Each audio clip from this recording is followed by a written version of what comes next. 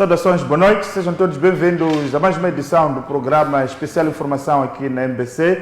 Nesta noite iremos olhar para a situação política, econômica e social do nosso país, olhando para aquilo que são os últimos desenvolvimentos ao nível do país, a crise dos combustíveis, a crise do abastecimento, designadamente na questão ligada às chamadas divisas, mas também iremos olhar também para a situação interna do partido Renamo e para tal conto com o delegado político da cidade de Maputo desta formação política, Domingos Gundana, a quem desde já agradeço a sua presença aqui no nosso programa. É membro sênior da Renamo, teve também uma participação ativa no processo do DDR, é uma questão também que iremos falar neste programa para sabermos até que ponto este processo está encerrado, se não está encerrado, quais são os passos que neste momento poderão estar a ser desenvolvidos para que se possa encerrar de uma vez por todas esse dossiê que diz respeito à necessidade da fixação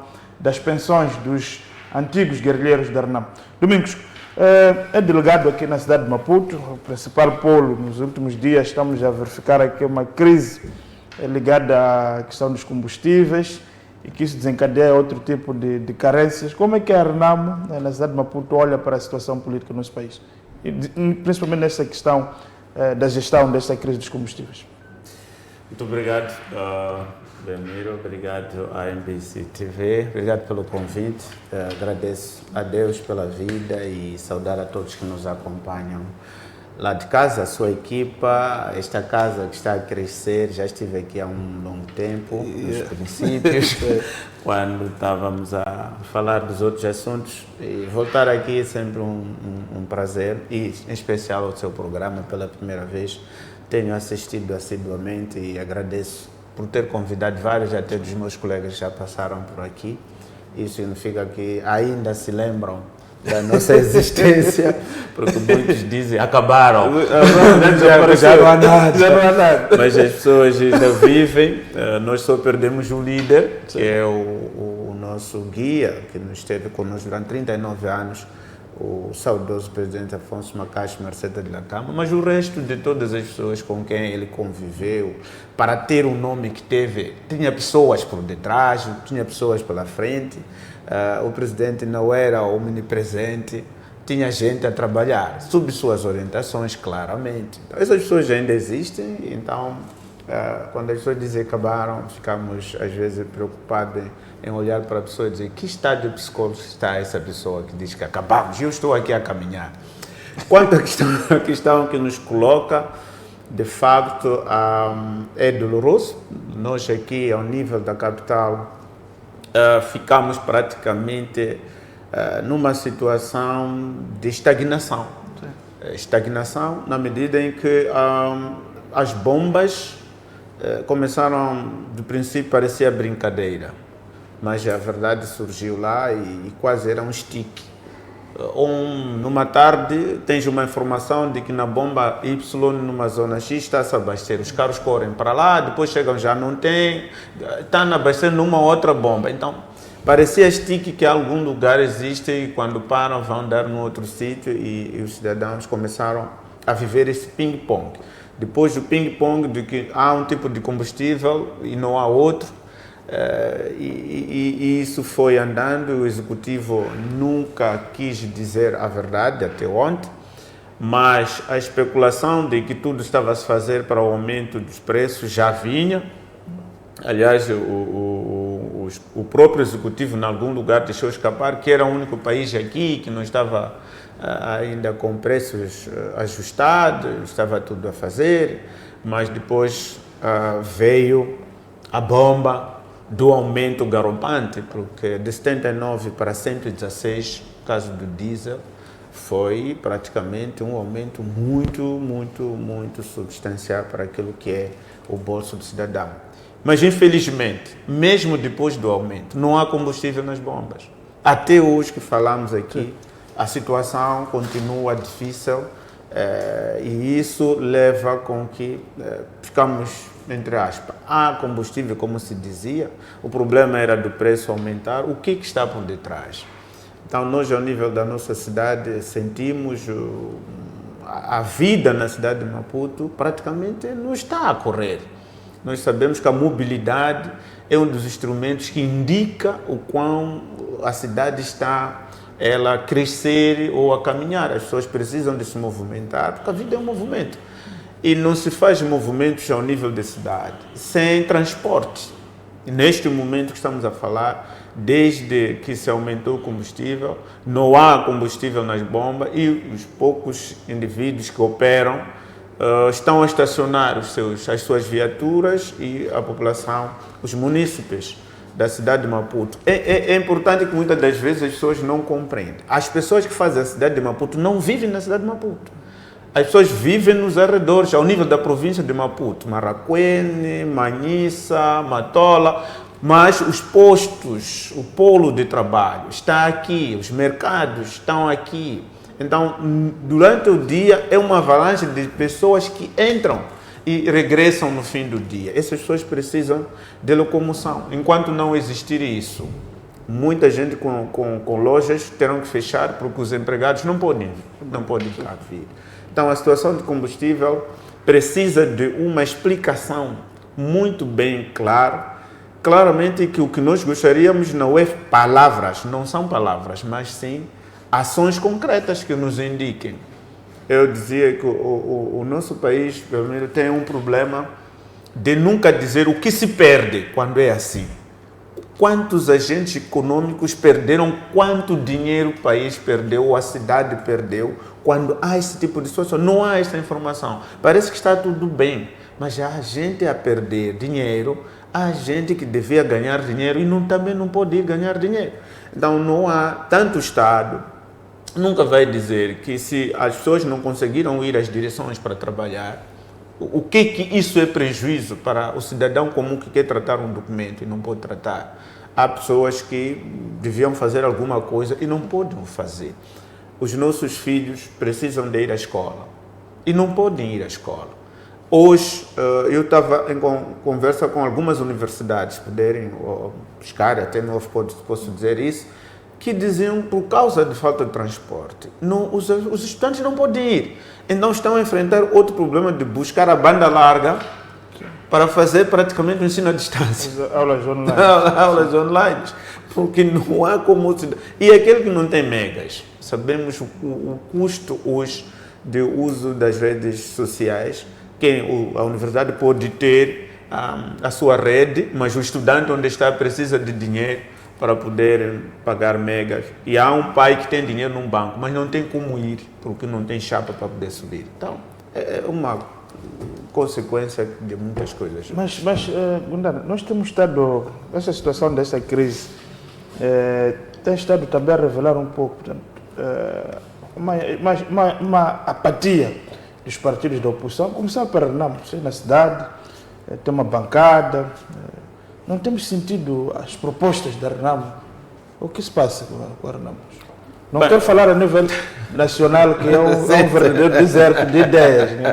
Não temos visto o presidente Pessoa a aparecer com a ideia. Mas aqui na cidade, o Gundana, o delegado aqui, não temos visto também as vossas atividades aqui. Bem, a pergunta é muito boa e isso nos ativa, de certa forma, bem, para dizer que ontem, né? O nosso secretariado-geral deu conferência de imprensa, onde falou sobre o panorama total daquilo que é o sentimento da Renamo. Ao nível da cidade, nós somos um partido, temos uma estrutura e ninguém faz as coisas do seu bel prazer. Não sabe? O factor de ser delegado da cidade, eu dirijo um mini partido ao nível dali, mas tudo também que preciso de sair para falar, sair para contestar, tem que ter uma anuência. E, de facto, quando começou a questão de combustível, nós apelamos à nossa direção para que, ao nível de cada província, o sentimento pode não ser igual. A forma, nem os próprios preços não são iguais, Maputo com Niassa, Maputo com Cabo Delegado. Então, o sentimento que tem o partido ao nível de Cabo Delegado também devia ser transmitido, mas houve lá a ideia de que a nação iria fazer um pacote e ia falar. O porta-voz do partido saiu a falar, Quanto à nossa bancada, por exemplo, nós estamos na Assembleia Municipal. As reuniões da Assembleia Municipal são aquelas, estão fechadas, discute-se, mas termina aí. E muitas das vezes não há condições da própria bancada talvez sair fora daquilo que se discutiu ao nível do município, ao nível das sessões e fazer outras entrevistas ou dar outras conferências de imprensa, dar o seu posicionamento.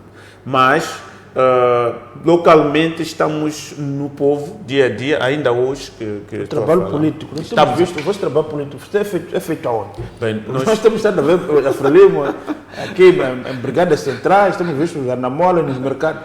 O vosso trabalho político é feito aonde? Nós temos todas segundas e sextas-feiras estamos num bairro da nossa capital, temos brigadas, estamos a fazer porta a porta, conversa interpessoal, porque entendemos que as pessoas querem saber o que está a acontecer com o Arnamo, onde está, o que está a fazer. Então, muitas das vezes, assim ao falamos, termina aqui. Mas nós estamos a privilegiar porta a porta, estamos a privilegiar bairro a bairro, casa a casa, e temos tido uma recepção estrondosa. As pessoas continuam conosco e dizem: afinal, Arnamo existe? Onde vocês estavam? Afinal, existe? Onde vocês estavam? Pedem isto, pedem aquilo, mas tiramos esse tempo porque o cidadão, se na casa dele abre a porta, temos para lhe esclarecer. Nós temos tido brigada de no mínimo 100 pessoas de todas as segundas. 100 pessoas na cidade do Ogundé. Arnamo consegue ainda juntar 100 pessoas. Muito. Eu nunca vi Arnamo com 100 pessoas. O que eu posso fazer agora é uma coisa muito simples, porque nós fazíamos isso como atividade, é uma atividade que estamos a levar desde março e vai continuar. A única coisa que nós ainda não temos como ordem é irmos para as praças, como estás a dizer, os outros estão a fazer, porque essa visibilidade é sair para se juntar no dia de um feriado nacional, todos pegam bandeiras, nós não fazemos isso. Vocês são proibidos de ir para as praças? Não somos proibidos, mas entendemos que as datas não devem ser partidarizadas. Imagina 1 de maio, é Dia Internacional dos Trabalhadores, estamos a levar, partidos não são empresas, não pagam salários. Eles não declaram isto como folha de vencimento. Se existe alguma coisa, talvez seja um subsídio para quem limpa, seja um subsídio para quem põe uma bandeira, mas sair assim, no lugar de ser trabalhador. Eu trabalho para uma instituição e no dia 1 deixo a minha instituição, pego bandeira porque sou partidário, vou na praça para as pessoas saberem que eu estou lá. No dia 3 de fevereiro, não sei lá, dia 25 de setembro, agora vem o 4 de outubro, cada um pegar sua bandeira para ir na praça para ser visto que eu estou. Não, essa parte nós achamos que sempre dissemos não à partidarização das coisas. Como é que celebrariam essas datas? O 4 de outubro, que é uma data mais ou menos consensual, que a própria Arnamo é parte dessa data. Como é que ia celebrar, sair às praças? Não, ir à praça... Sem estar com os discos dos partidos. Ir à praça não significa ostentar camiseta e pegar bandeira. Eu não preciso de ir à praça para pegar a bandeira do partido. Não, porque a Renamo, quando, por exemplo, negociou o acordo de paz, era um movimento militar com o governo de um país. E o movimento militar cessou, passou-se a um partido político com uma nova bandeira, com novos símbolos, com uma forma de ser. Então, nós achamos que pode-se participar. Agora, acontece muitas das vezes, por exemplo, nos municípios que nós governamos, em que os delegados lá e as pessoas acham que queremos, como nós que estamos aqui, queremos fazer ver que estamos aqui. Mas essa não é a política do partido. A política do partido é que todos nós podemos ir à praça, mas não é necessariamente tu carregar os símbolos para partidarizar a data. A sua presença lá, quem te conhece lá já sabe que o que está falando está aqui. E esse consenso não tem nos levado muito para esse fórum, mas também nunca se disse aquele cidadão que tenha cartão da Arnamo é proibido de ir à praça. O que se faz é que o partido diz: nós não podemos carregar bandeiras para a praça celebrar. Já experimentamos, por exemplo, aqui na cidade de Maputo, no dia da assinatura do acordo de 6 de agosto, Cessação da hostilidade, em que fez-se na Praça da Paz. E houve isso, a euforia das pessoas, dos membros. colocaram muito a reveria até do próprio partido, o próprio presidente na altura ficou assim, o que se passa aqui? Estão aqui, não precisam disso. Só a minha presença aqui, já sabe que Arnamo está ali, não precisam de levar bandeira. Ainda não há uma ordem explícita nem de negar, de proibir os membros da Arnamo ir, mas vão como cidadãos de Moçambique, querer celebrar, não precisa de ir como partido. Mas há uma questão que eu quero voltar a colocar. Para todos, apesar de existir aqui o partido Podemos, que é o partido com segunda representação parlamentar, todos nós sabemos as circunstâncias em que aquela maioria se constituiu. Yeah. Arnamo é um partido do ponto de vista de inserção no país. Depois da Frelimo, acho que é o segundo partido com maior inserção ao nível das bases e por aí. Mas o que temos estado a ver nos últimos dias é que a Arnamo pura e simplesmente desapareceu do combate político. Estamos aqui a falar dessa questão dos combustíveis, mas não é só a questão dos combustíveis. Todas as semanas há temas, por exemplo, que o Conselho de Ministros coloca, que exigem uma reação dos partidos da oposição e a Arnamo não está lá. É verdade. Por quê? Bem, este é um processo. A Arnamo, de facto, após o processo eleitoral, tem vindo a passar por momentos que, pela primeira vez na sua história. Isso as pessoas até podem condenar. É como alguém dizer que quer ver a Frelimo mudado. É perder tempo. Ele tem a linha editorial dele, são aquilo mesmo. O que nós fazemos sempre é criticar para ver se minimizam, não continuem muito lá. Arnamo, desde 94, nunca tinha chegado ao fim como esteve em termos de resultados eleitorais. Tomou susto para qualquer um, e isso fez com que algumas pessoas, alguns membros dentro do próprio partido, ficassem como estão e o partido retraísse. E essa retraição encontrou não consenso interno de dizer, ok, vamos lá sentar. Chegamos a esse nível. Então, aqui como nos abraçarmos para sairmos desse sufoco? Cada um começou a lutar com seu irmão dentro do próprio partido. O resultado disto é que ideias que deviam fluir para ajudar um país acabam sendo bloqueados na busca de consensos internos. E isso... Mas dizem que o problema lá é o Sufo. Como delegado, não concordo com a ideia de que o presidente Sufo, para aquilo que se espera de um presidente de um partido da dimensão da Arnamo, ter falhado completamente, fazer oposição. Bem, nós podemos pensar assim porque queremos olhar Arnamo como ela é e olharmos o presidente como ele é. De facto, quando o presidente do Sufo entrou, todos o abraçamos. Saímos com ele em 2019, fomos para um processo, o combate foi duro.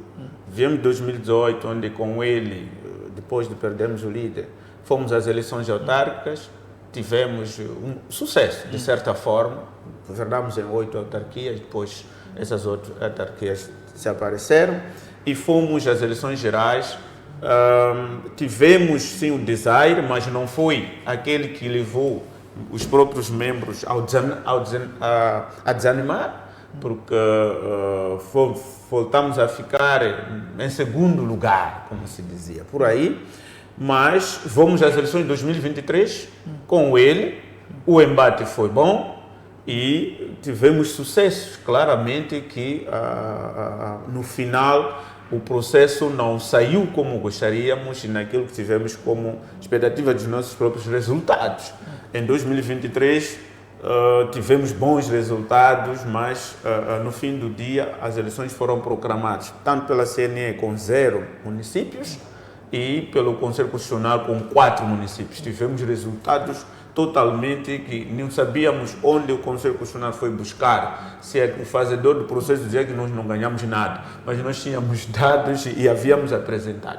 Fizemos marchas por esse país, mais de 40 e poucos dias, sacrificado pessoas, tivemos pessoas que morreram, pessoas que foram baleadas, e trabalhamos com ele, o presidente do Sufo. Infelizmente, houve desentendimentos internos que levaram com que a imagem do presidente do SUF começasse a ser beliscada na luta do tal poder de liderança para as próximas eleições, que eram já 2024.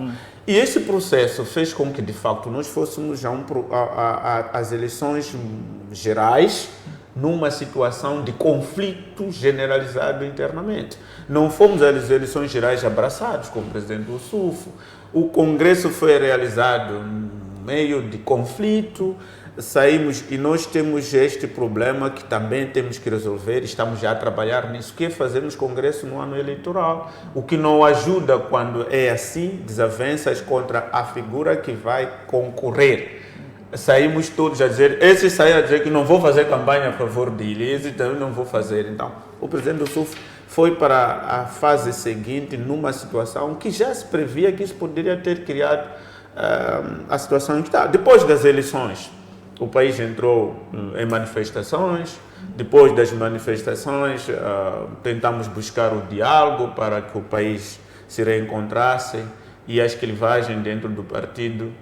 Enquanto buscamos consensos para o povo, dentro do partido não há consenso. Então, as mesmas pessoas que não acreditaram no presidente do SUF quanto Congresso, nunca acreditaram nele pós-Congresso, não fizeram campanha a favor dele e o resultado não seria de esperar que eles hoje, até alguns reivindicam esses resultados, acham que ele perdeu por aquilo, mas não. Os próprios membros da RNAM, que não concordaram com a sua ida à disputa, não fizeram o caso de fazer campanha a favor dele. E o resultado, eles não deviam esperar o outro, porque enquanto tínhamos o desafio externo, também tínhamos os desafios internos. E isso fez com que o presidente chegasse a ter resultados que teve, e as pessoas pensavam assim, quando diziam, por exemplo, não votem no presidente, mas votem no partido. As pessoas esquecem que não existe isso.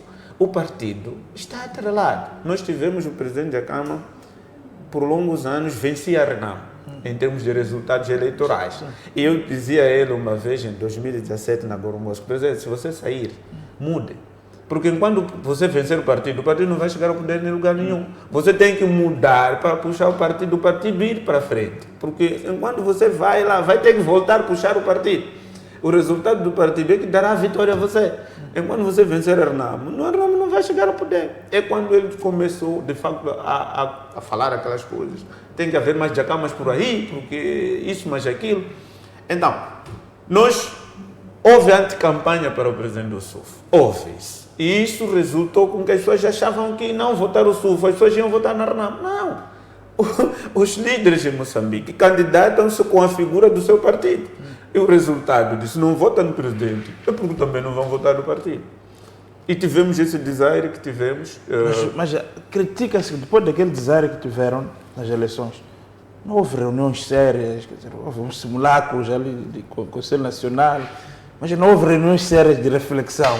Isto também mostra um pouco que o SUF-Amado não tem um interesse real, digamos assim, de encontrar uma solução. Porque outros países, quando se perde daquela forma, os líderes demitem-se normalmente.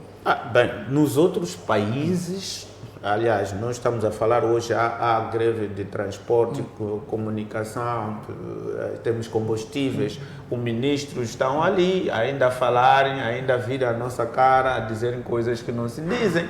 Quer dizer, nós temos um país como Moçambique, que ao longo dos últimos... A história que nos remete neste começou foi o presidente de estatísticas, que aceitou colocar à sua disposição e sair.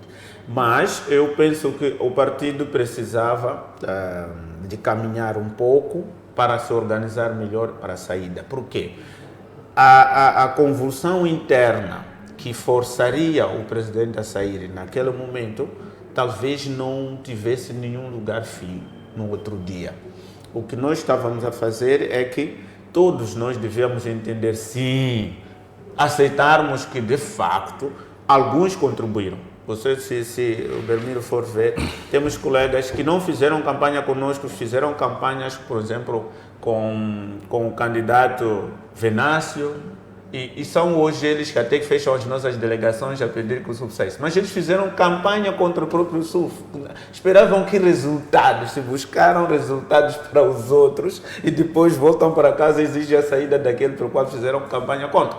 Então, há explicação aqui de que há uma derrota, sim, mas essa derrota também... Não foi o presidente que falhou, foi não foi... pode ter suas falhas. Todo homem, ninguém é perfeito.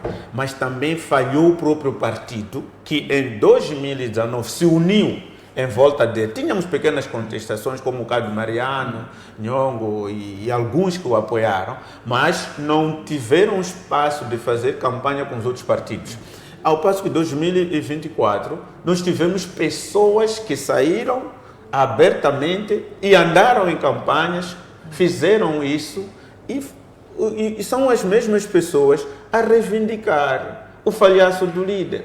Então, há uma contribuição entre os membros contestatários que não quiseram, tanto desde o Congresso, que se juntaram aos outros candidatos, aos outros partidos, e o fator externo, que também havia pessoas a procurar de voto, e isso juntado acabou dando os resultados que deu. E não é a primeira vez que a Renamo perde esses mesmos assuntos iguais. Nós já perdemos isso com o saudoso presidente. Nós já saímos dos 90 e pouco para 51. 40 assentos foram embora. 2009 ou 2004. Perdemos isso, por isso depois tivemos que sentar de facto. Claramente que ele ouviu uma outra parte, que é a parte que até uma das causas que o presidente do SUF tem com essa parte é ter negado retornar as matas e dizer que não, nós assinamos um acordo de paz, não queremos mais guerra, vamos disso. E naquela altura o presidente Dhlakama disse: aceito fazer a manifestação, e aceitou fazer a manifestação do seu jeito, que era retornarmos e fazermos aquela revolução armada, que voltamos às eleições com ele e recuperamos dos 51 para 89. E o presidente do SUF, quando chegou, conseguiu manter 60 dos 89 e no mandato seguinte tiraram de novo os 40 que tinham tirado da outra vez. Então, há fatores conjugais que levaram primeiro à imagem do próprio presidente. Mas o Gundana se identifica com a liderança do SUF Mahamat? Acha que é uma liderança que está à altura dos desafios da Renamo neste momento? Não, neste momento a transição foi necessária, a pessoa dele. Mas neste momento? Na transição. Neste momento, até porque eu tenho dito às pessoas que ainda se preocupam muito com o presidente do SUF. O presidente do SUF já disse por 3, 4 vezes, nós estamos a nos organizar agora para ter o Conselho Nacional, o Congresso, o presidente do SUF está... Eu, neste momento, e tenho dito aos meus colegas, temos que nos preocupar com a Renamo porque o presidente está a ir. Aquelas pessoas que acham que estão disponíveis para assumir a liderança, se organizam. O que nós queremos é uma transição pacífica, não uma transição de conflitos, porque conflitos geram conflitos. É um presidente, já atingiu o posto mais alto do partido, já foi secretário-geral da Renamo. É preciso que ele, ao sair, também sinta-se que, de facto, fez aquilo que devia fazer, não conseguiu fazer o que não pode fazer, então senta ali e possa contribuir com outra forma de ideia, e não sair para também criar uma rebelião, porque quem sai de rebelião é excessivamente uma rebelião que vai ser contínua e a Renamo não vai crescer, não vai chegar a lugar nenhum, apesar do povo ainda. Eu saio consigo, Belmiro, chegarmos a um lugar, as pessoas o que me perguntam, o que se passa convosco? Organizem-se lá, estamos convosco. Então, as pessoas estão lá, mas o que precisamos de facto é encontrar uma nova liderança. Isso vai acontecer. Quando? Essa questão. Porque eu posso dizer que estou de saída e ficar mais 20, 10, 15 anos. Não, o que acontece é que nós, junto à Comissão Política, houve uma deliberação de 3 encontros. O primeiro já aconteceu em Chimoio. Brevemente teremos o encontro de quadros, que estão a desenhar algumas estratégias. E esse encontro vai chamar já o Conselho Nacional vai chamar o Congresso. Consenso de todos, desde o último congresso, que não podemos fazer mais congressos em anos eleitorais. O que significa, mesmo que os resultados tivessem sido bons, a Renamo tivesse ficado naquele lugar onde o presidente Ossufo, o Congresso iria acontecer antes de 2029. Por quê? Não queremos mais congressos nos anos eleitorais. Em 2028 temos eleições autárquicas. Sim, por isso estamos a dizer. Já quer dizer que o Ossufo seguramente sai antes de 2028. Terá o Congresso do princípio, se tudo, até porque todos, mesmo ele está consciente de que se tudo conseguíssemos valores necessários para o Conselho Nacional agora e chamarmos o Congresso da Renamo não é um congresso pequeno. O último congresso de Moloco só o ano passado, que conseguimos fechar em dezembro. É um congresso que não estará abaixo de 20, 30 milhões de meticais, pela quantidade avançada de pessoas que vão para lá, os custos todos. Então, se nós tivermos parceiros, hoje os valores que a Renamo tem são 4 milhões. Não é? 4 milhões que recebe na Assembleia da República, que nem para pagarmos as despesas. Eu estou aqui na cidade de Maputo, não tenho fundo de funcionamento porque não chega para pagar rendas. A Renamo teve uma liderança muito longa, mas não construiu instalações para a sua própria existência. Pronto, à luz do acordo de paz de 92, vocês tinham a possibilidade de ter sedes gratuitas em todos os distritos? Opa, é mais um problema, não era também o Ossufo lá, mas a direção da Renamo sempre lutou para chegar ao poder e talvez para construir, ter terrenos, mas não houve política de compra, de organizar o partido, que o partido não vai. Quem vai são as pessoas, os líderes passam, mas o partido tem que continuar, então tem que estar ali, o partido não pode estar em movimento. Só se lembra na altura. Nós ficamos aqui, por exemplo, o presidente da Gama já não tinha sede, não tinha gabinete. Arrendávamos quase ali no Hospital Militar, numa zona ali, depois saímos. Ele teve que voltar à sede do partido para ser o seu gabinete e o partido ir arrendar um sítio. Quer dizer, a política de instalações próprias não foi muito bem usada dentro do partido. E hoje, com a queda e a despesa continua, mas o valor caiu, começamos a dizer, se tivéssemos sedes próprias, acho que pelo menos água e luz, guarda, já era coisa simples, com esses 4 milhões podiam chegar, mas não, temos delegações em quase todo o país, até incluindo onde nós temos até a estar a governar. Por exemplo, na cidade de Quilmano, a nossa delegação distrital, nós estamos a arrendar. Não temos lá uma delegação, temos a delegação provincial, que é nossa, mas a outra da cidade estamos a arrendar. Temos outros sítios que assim, Vilanculos, e em todos os sítios temos as nossas delegações, ainda o partido paga renda, paga água, paga luz, paga os auxiliares. E isso acaba retirando todos os 4 milhões para o deserto. Quando o presidente ainda vivia, o saudoso, projetos na altura até com o secretário-geral Bissop, pensou-se nas infraestruturas, até em transportes, mas nunca saiu dos gabinetes para a realidade. Então o partido tem uma despesa, as pessoas dizem, tem muito dinheiro, mas já há uma despesa maior, porque é de Palma a Matutuine, que temos, onde temos uma casa a se trabalhar, está-se a pagar. E isso, quer dizer, o dinheiro, no lugar de ir para atividades normais, acaba indo para as instalações. Exato. Vamos então, neste momento, obedecer o nosso intervalo. Voltamos na segunda parte para continuarmos a olhar para o futuro da Renamo, isso na voz de Domingos Gundana, membro sênior deste partido político e é também delegado político aqui na cidade de Maputo. Até já.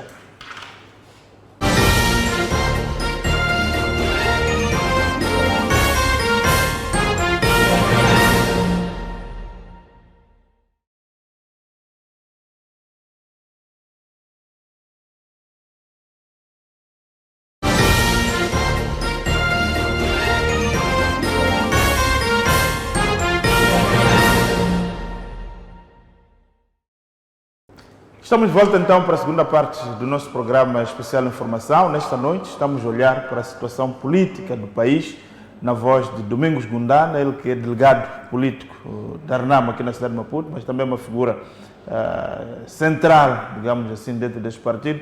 Domingos, falávamos aqui dessa questão das sedes, da organização interna da Renamo.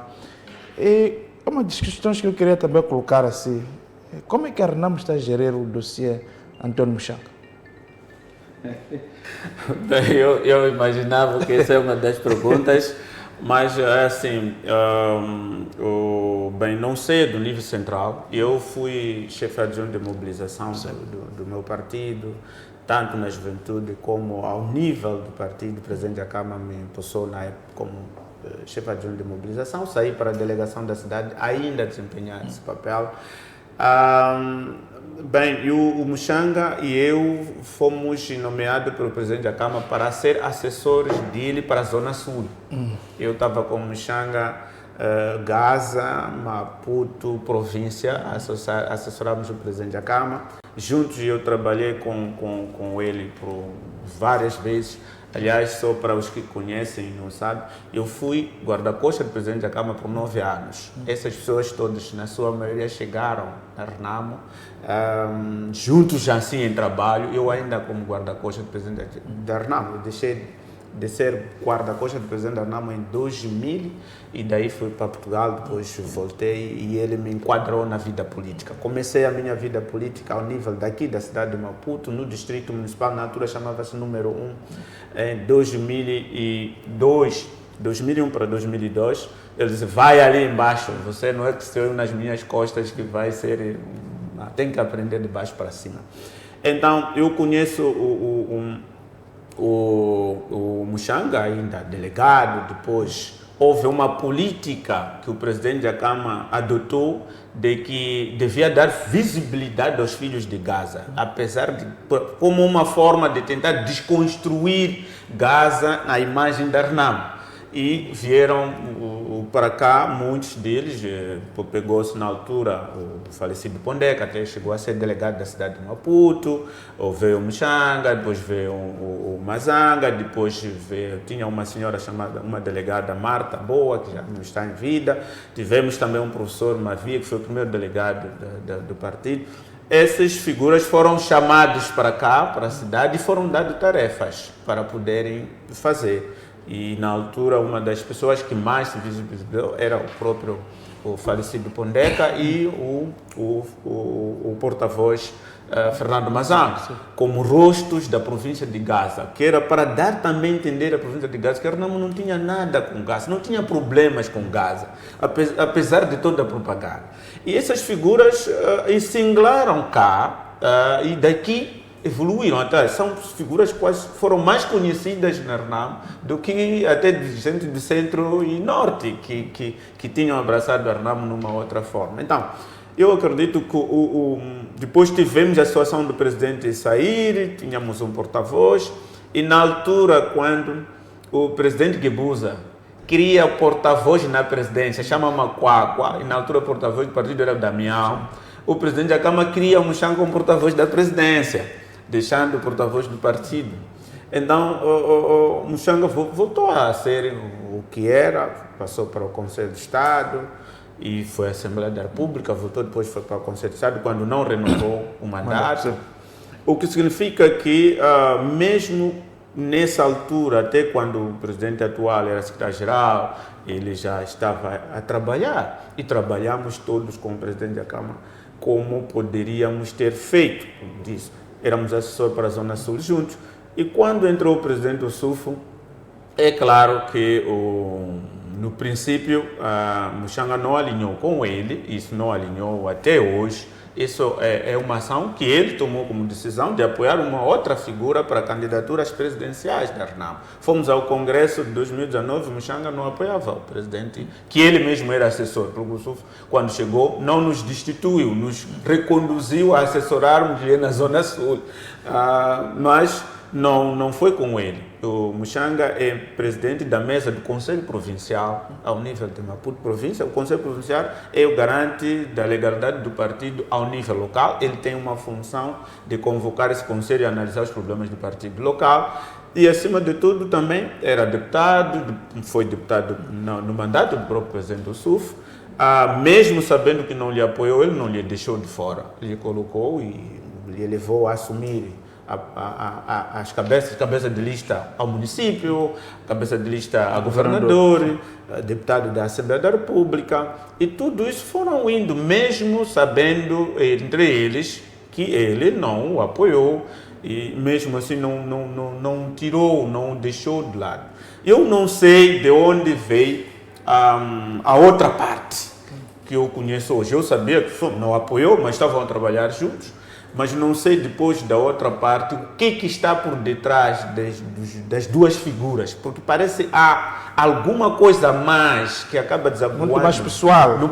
Mais pessoal. A forma como o presidente do SUF não pronuncia-se muito, né? Mas a forma como o meu irmão, porque ele fala, gosta de falar, traz as coisas, percebe que isso passa a dimensão do partido, mas como são membros do partido, representantes do partido, o partido acaba sendo chamuscado, porque quando essas pessoas lutam, as pessoas dizem, mas essa Renamo, mas o que é isso? Como é que o povo vai aceitar vocês assim?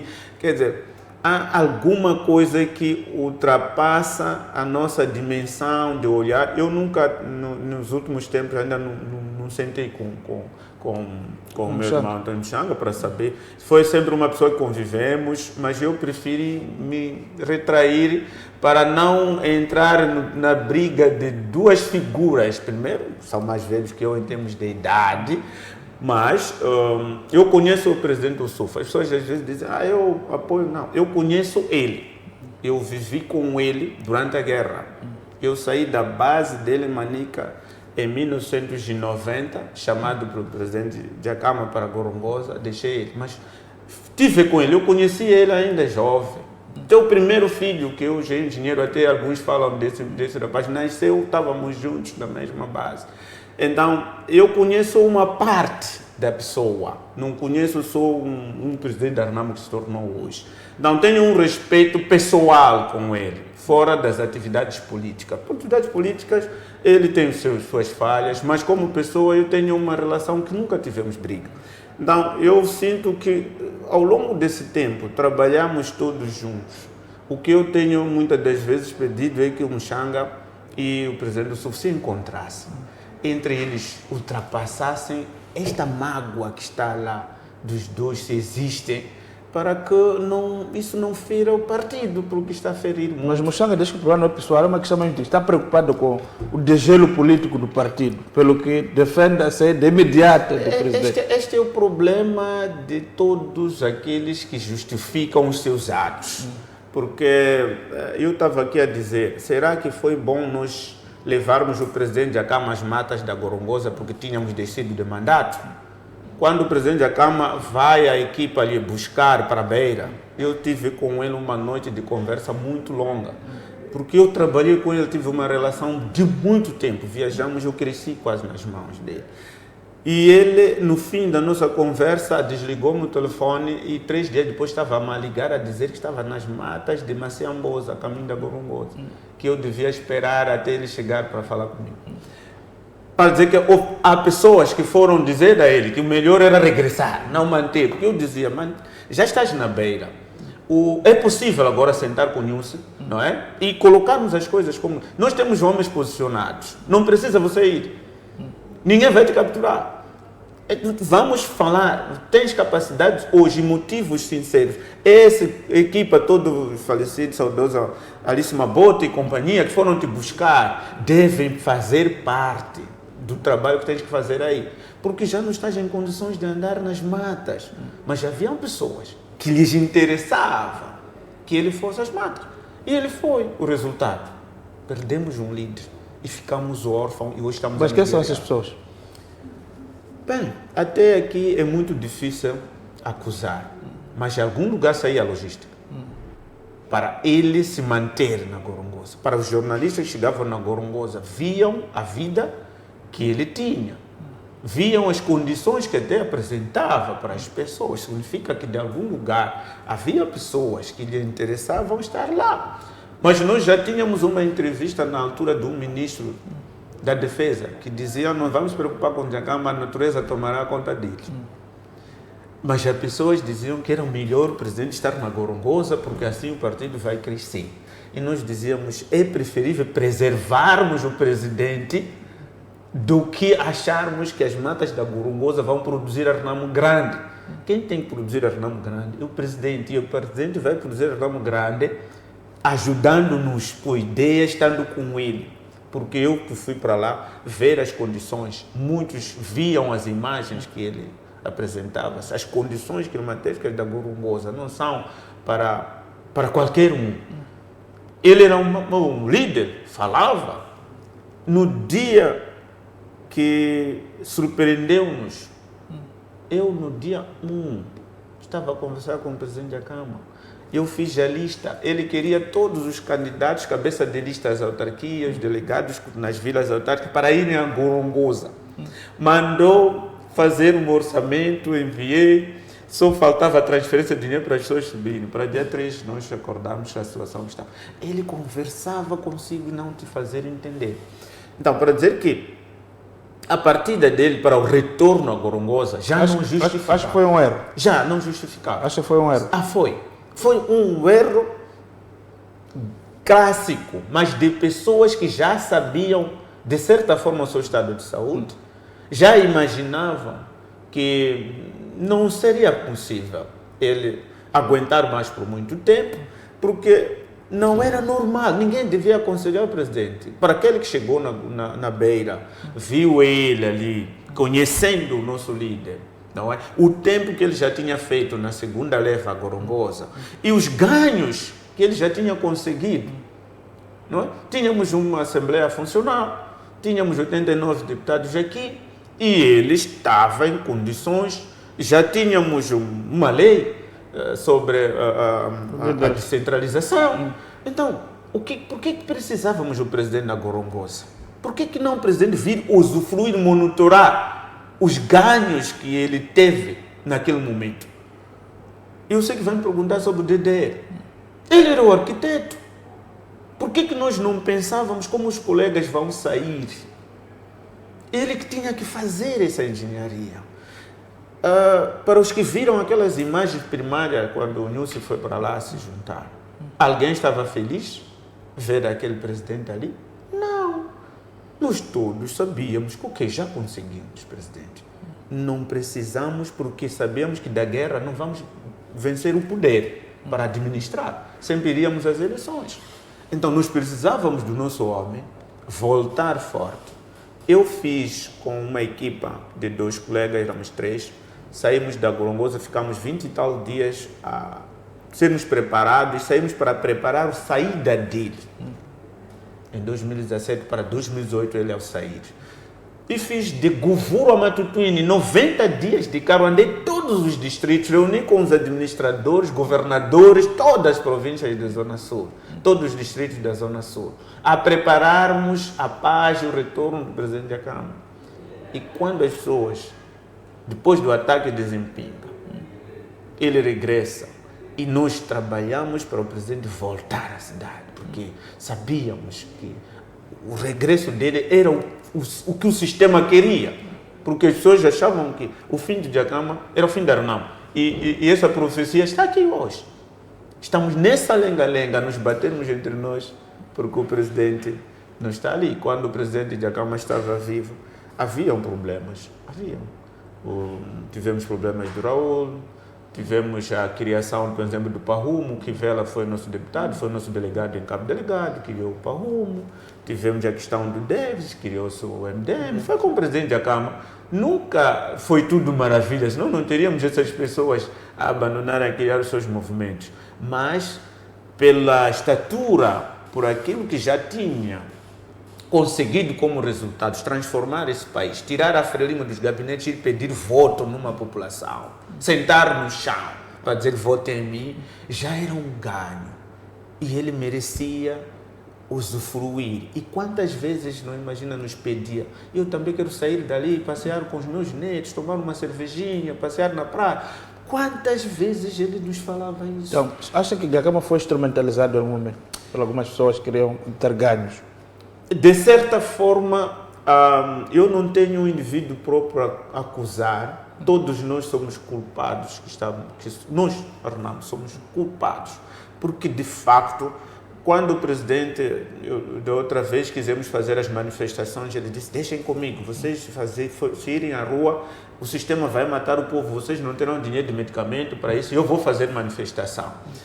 E quando sentamos e perceber que o caminho que o presidente estava a imaginar, que as pessoas incutiam, era de você é general, você é estratega, você conhece isto, essa gente ouve por arma, não basta você ir mandar disparar, as pessoas vão ouvir. Mas era um caminho que não devia ser perpétuo. Poderia ter acontecido.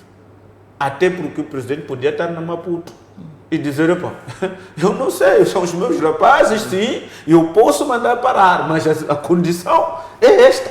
Era possível fazer isso, mas nós quisemos que ele estivesse lá. E nós dando a toda a logística a ele lá, fazendo com que ele se sentisse bem lá.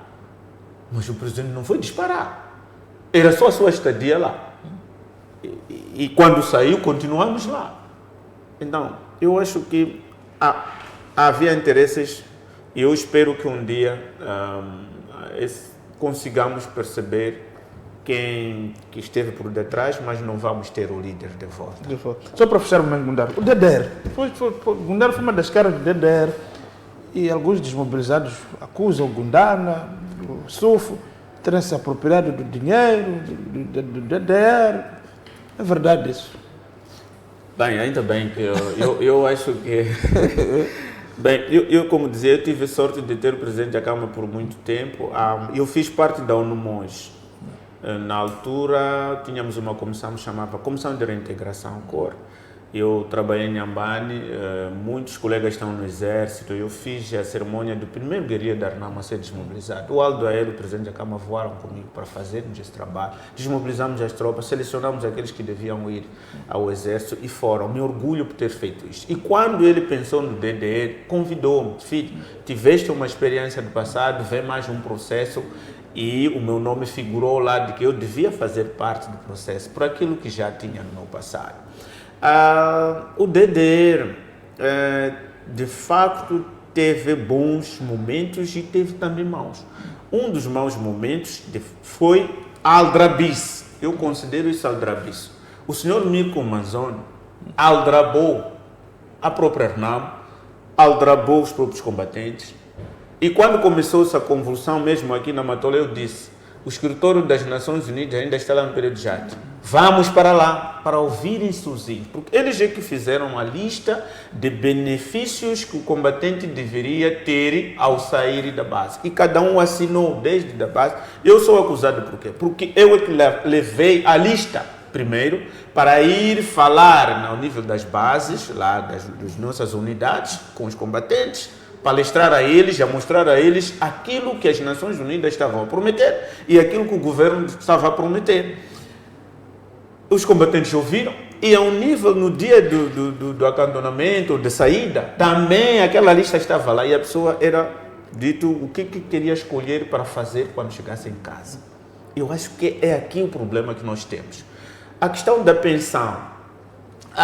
Tivemos colegas que ainda na base diziam o presidente nos prometeu muito dinheiro, mas o presidente da Câmara já não estava em vida. E não havia nenhum lugar escrito do presidente da Câmara que quando a guerra acabar, aquele que sair vivo teria X. Porque ninguém sabia se ia voltar vivo. Você está na guerra, não sabe. Então, ninguém foi lá como mercenário. Que venha lá, vamos combater e no fim vais ter X valor. O presidente da Câmara não fez isso, não há nenhum lugar, ninguém me provou. Eu estive em paradas no nível das bases a questionar. Essa pessoa que tem este dossiê que diz que o presidente da Câmara disse cada um vai receber X valor e cada um veio aqui na promessa do dinheiro, quem é que? Eu não tenho, nunca ouvi falar. E perante isso conseguimos passar para a desmobilização, infelizmente. No primeiro ato da desmobilização, eu abandonei o centro de acantonamento em Mwanza, Savana, em Dondo. Levamos os combatentes da base para o acantonamento. Os valores que vinham com o grupo Mirko eram um insulto. Estavam a dizer, por exemplo, na altura que já faleceu o nosso Mackenzie, como o dirigente que tinha ficado lá. O chefe do Estado Maior. Esse é outro caso. O nome chefe do Estado Maior foi criado após a morte do presidente Jakama. Ele era o comandante da base onde vivia o presidente Jakama. Então, na morte dele, achou-se que devia manter uma liderança ao nível militar e criou-se o Estado Maior do qual ele devia dirigir. Então, passou a ser conhecido como chefe do Estado Maior, mas não havia isso. O chefe do Estado Maior era o próprio presidente, ele que era o arquiteto das coisas ali. Então, passou-se que a lei demorou muito para serem aprovada. Foi uma bagunça e nós paramos com a gorongosa. Quando aceitamos a desmobilização, tínhamos promessas de casas para os combatentes, tínhamos projetos, bolsas para os filhos e tudo mais. Isto não existiu até hoje. O Mírculo acabou abandonando, nós tentamos pressionar para que ele não fosse nomeado naquilo sem resolver os problemas, mas foi. A Renamo não recebeu nada. Eu digo às pessoas, muitas das vezes parece rir, e provo isso, se quiserem, podem ir nas Nações Unidas.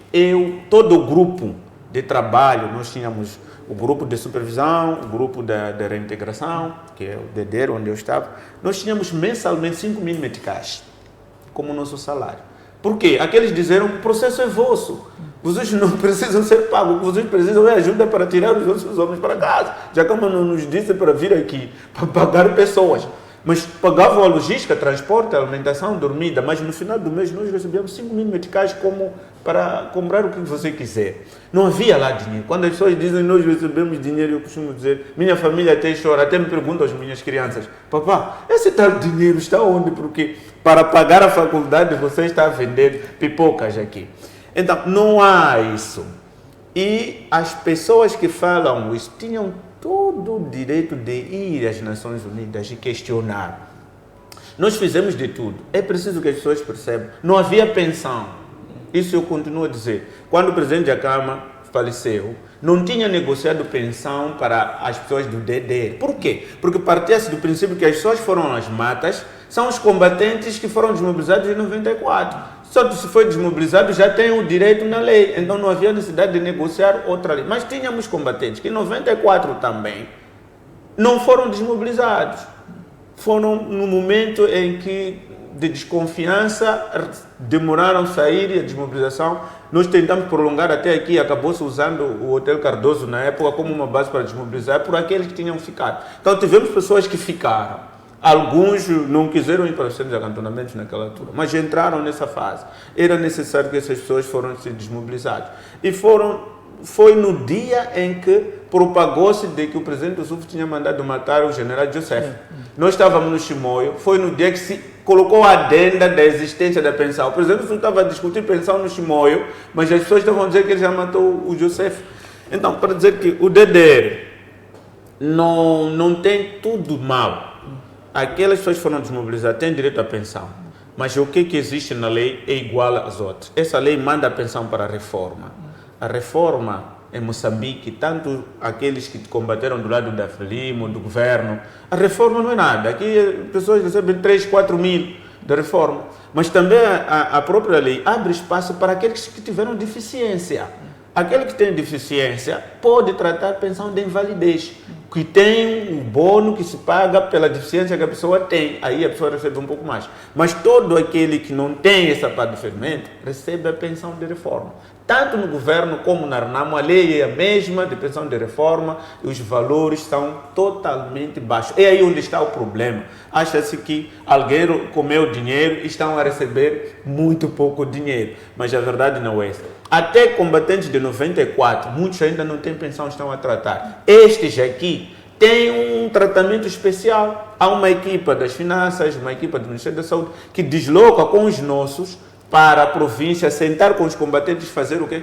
O diagnóstico. Aquele que se acha ferido tem uma pensão diferente. Aquele que não é ferido tem uma pensão de reforma. Então, o nosso país, o sistema de reforma, neste momento que estou a te falar, eu sou coordenador do grupo para assuntos de defesa e segurança no âmbito do diálogo nacional inclusivo. Estamos a falar sobre também a questão das pensões. Eu estive nas províncias, os combatentes das FAN-FPLM, aqueles foram desmobilizados também pela ONU, do Exército, que estão a passar a mesma situação, estão a reclamar, os salários são pequenos, estão pouquíssimos mesmo, porque a reforma não tem dinheiro.